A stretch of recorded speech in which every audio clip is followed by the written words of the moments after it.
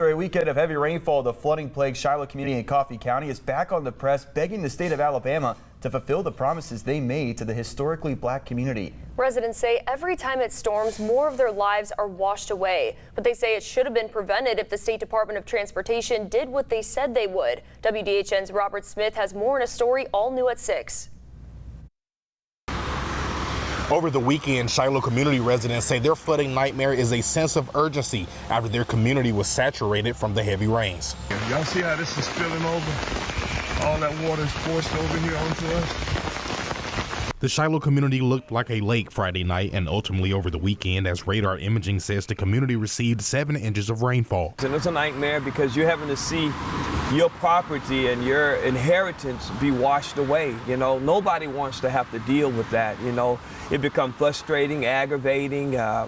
You're tired, and the people here in the Shiloh community are tired of just going through this. We want help now. Help is promised for the community as a binding contract to implement one of 2 projects to mitigate the running water from the highway pipes was reached last October. However, some residents feel like it has been breached, as they say they haven't been updated about the status of the project. With it being well over 200 days since the agreement has been reached, they believe the sight of this past weekend should prompt much needed work to begin. The water is about to overflow. One of the guys that's over the VRA, and talking with him, he's saying they're trying, and I'm saying, hey, you're not trying hard enough. And this property can't take it because it's sinking. The grounds are sinking, people's homes are sinking, and all this water, I mean, it's just making everything waterlogged out here. And so we're simply saying, what more do ALDOT and FHWA need to come out here and fix the problem? Williams says the flooding has affected his property, like eroding the driveway, which has been damaging to vehicles. The state came out days before the storm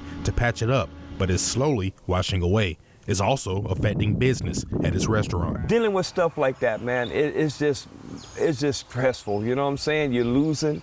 You know, you can't get your clientele back for your business. You're just losing everywhere. Williams says it's also bothersome that federal leaders have become involved over the last year and have discussed promises, but have yet to act, leading them to getting legal representation. We're not going another 6 years like this, you know, and we feel, you know, we feel that because of the color of our skin, you know, black and brown people, we don't get the opportunity like we should. Residents say with a legal team involved, they hope the process of implementing mitigation projects will speed up and hopefully alleviate flash flooding during severe weather in the future. In Elba, Robert Smith, WDHN News for the Wiregrass.